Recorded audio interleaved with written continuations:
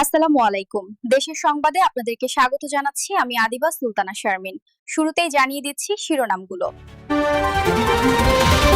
বিএনপিকে নিয়ে অপপ্রচারের স্বাধীনতা বিরোধী ও ৭১ গণহত্যায় জড়িতরা। মন্তব্য মির্জা ফখরুলের। ঐক্য থাকলে জনরায় পাবে ধানের শীষ, আশা তারেক রহমানের। ডাকসু নির্বাচনের ডামাডোলের মধ্যে পোষ্যকোটা বাতিল দাবিতে অনশন, উপ-উপাচার্যকে অবরোধের চেষ্টা শিক্ষার্থীদের। প্রচারণায় ছাত্রদল, ইশতেহার শিবিরে। মাদক অস্ত্র অনুপ্রবেশ ঠেকাতে মিয়ানমার সীমান্তে নজিরবিহীন নজরদারি। রাডার, ড্রোন, থার্মাল ক্যামেরার আওতায় নাফ নদীর জেটি সক্ষমতা বাড়ার দাবি বিজিবির। এবং এশিয়া কাপে বাংলাদেশের সুপার 4 মিশন শুরু কিছুক্ষণ পর। প্রথম ম্যাচে প্রতিপক্ষ শ্রীলঙ্কার সেরাটা দিতে প্রস্তুত টাইগাররা, আত্মবিশ্বাসী লঙ্কানরাও। রাষ্ট্র সংস্কার প্রশ্নে বিএনপির কোনো আপত্তি বা ভিন্নতা নেই। ফেব্রুয়ারি পর্যন্ত ঐক্য ধরে রাখতে পারলে জনরায় ধানের শীষের পক্ষে আসবে, এমন মন্তব্য করেছেন দলটির ভারপ্রাপ্ত চেয়ারম্যান তারেক রহমান। কিশোরগঞ্জ জেলা বিএনপির সম্মেলনে ভার্চুয়ালি যুক্ত হয়ে তিনি বলেন, স্বৈরাচার পালিয়ে গেলেও ধীরে ধীরে অদৃশ্য শক্তি মাথাচাড়া দিচ্ছে। আর দলের মহাসচিব মির্জা ফখরুল ইসলাম আলমগীর বলেন, স্বাধীনতা বিরোধী ও ৭১ গণহত্যায় জড়িতরা বিএনপিকে জড়িয়ে ষড়যন্ত্র ও অপপ্রচার করছে।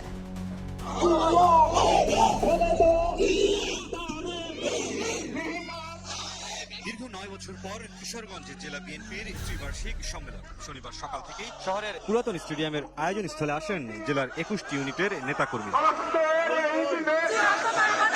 স্থানীয় নেতৃবৃন্দকে সঙ্গে নিয়ে দুপুরে সম্মেলন উদ্বোধন করেন দলের মহাসচিব মির্জা ফখরুল ইসলাম আলমগীর। সম্মেলনের বক্তব্যে বিএনপিকে নিয়ে মিথ্যাচার করায় ৭১ সহ বিভিন্ন ইস্যুতে জামায়াতের সমালোচনা করেন মির্জা ফখরুল। দলের নেতাকর্মীদের সতর্ক থাকার আহ্বান জানিয়ে তিনি বলেন, অসত্য বলে জাতিকে বিভ্রান্ত করার চেষ্টা চলছে।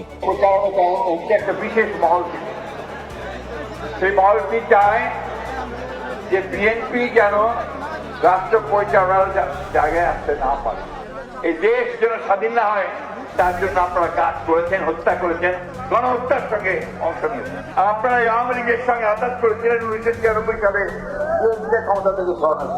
আমরা আন্ডারগ্রাউন্ডের পার্টি নই, আমরা অল্প থেকে আমরা সংগ্রাম করি, আমরা প্রাণ দেই, জীবন দেই, কারাগারে যাই, অন্যায় নির্যাতন সহ্য করি। লন্ডন থেকে ভার্চুয়ালি যুক্ত হয়ে প্রধান অতিথির বক্তব্যে দলের ভারপ্রাপ্ত চেয়ারম্যান তারেক রহমান বলেন, সংস্কার নিয়ে কারো সঙ্গে বিএনপির আপত্তি বা ভিন্নতা নেই। আর ফেব্রুয়ারি পর্যন্ত ঐক্য ধরে রাখতে পারলে জনরায় ধানের শীষের পক্ষে আসবে। আগামী ফেব্রুয়ারি মাস পর্যন্ত প্রত্যেকটি নেতা কর্মী এরকম ইস্পাতের মতন ঐক্যবদ্ধ থাকতে পারি, ইনশাল্লাহ আমরা একটি সফল জনরায় আমাদের পক্ষে আনতে সক্ষম হব। কেউ যেন আমাদের নাম ব্যবহার করে জনগণের মধ্যে আমাদের সম্পর্কে বিভ্রান্তি ছড়াতে না পারে, এই ব্যাপারে আপনাদের প্রত্যেককে দায়িত্ব গ্রহণ করতে হবে। তারেক রহমান আরো বলেন, স্বৈরাচার পালিয়েছে, কিন্তু অদৃশ্য শক্তি ধীরে ধীরে মাথা চাড়া দিয়ে উঠছে। স্বৈরাচার তো বিদায় হয়ে গিয়েছে, পালিয়ে গিয়েছে, কিন্তু অদৃশ্য শক্তি কিন্তু ধীরে ধীরে মাথা চাড়া দিয়ে উঠছে।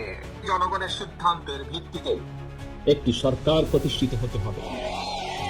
দেশ গঠনের ৩১ দফা নিয়ে দেশজুড়ে জনগণের দাঁড়ে দাঁড়ে বিএনপি জনরায় আদায়ের এই কার্যক্রম শক্তিশালী হবে, তৃণমূলকে ঠেলে সাজাতে পারে।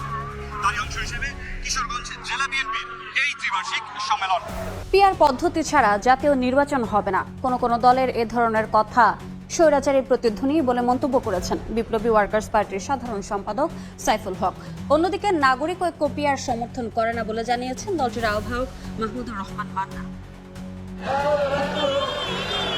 শনিবার সকালে পল্টন মোড়ে সমাবেশ ও পদযাত্রা করে বিপ্লবী ওয়ার্কার্স পার্টির মহানগর কমিটি। এতে দলটির সাধারণ সম্পাদক সাইফুল হক বলেন, গণতান্ত্রিক উত্তরণের মাইলফলক হবে ফেব্রুয়ারির নির্বাচন। রাজনৈতিক দলগুলো ঐক্য নষ্ট করে নির্বাচন বাধাগ্রস্ত করলে দেশ আবারও সংকটের মুখে পড়বে। পিআর কার্যকর না হলে আপনারা নাকি নির্বাচন হতে দেবেন না, এটা কোনো গণতন্ত্রের ভাষা না, এটা শেখ হাসিনার ভাষা।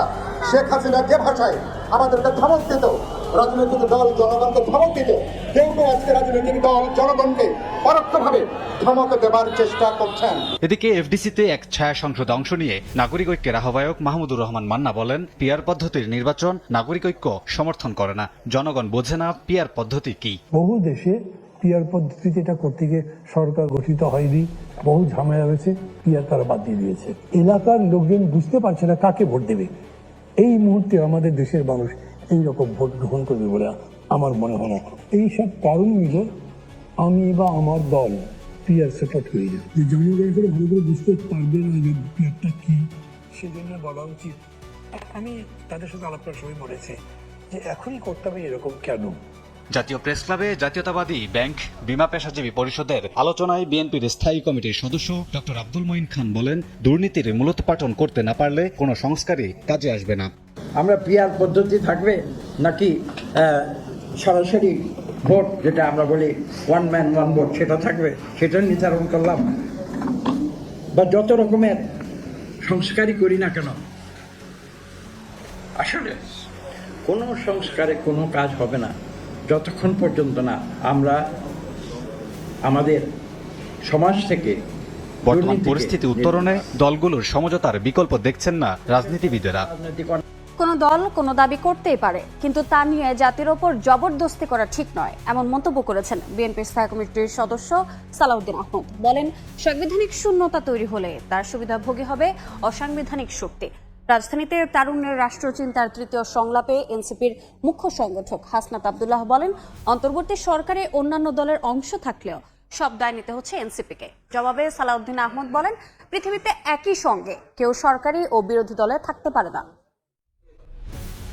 অন্তর্বর্তী সরকারের ছাত্র প্রতিনিধি জুলাই সনদ নিয়ে আলোচনার মধ্যেই জামায়াত সহ কয়েকটি ইসলামী দলের রাজপথে নামা নিয়ে নানা আলোচনা বিতর্ক রাজনৈতিক মহলে।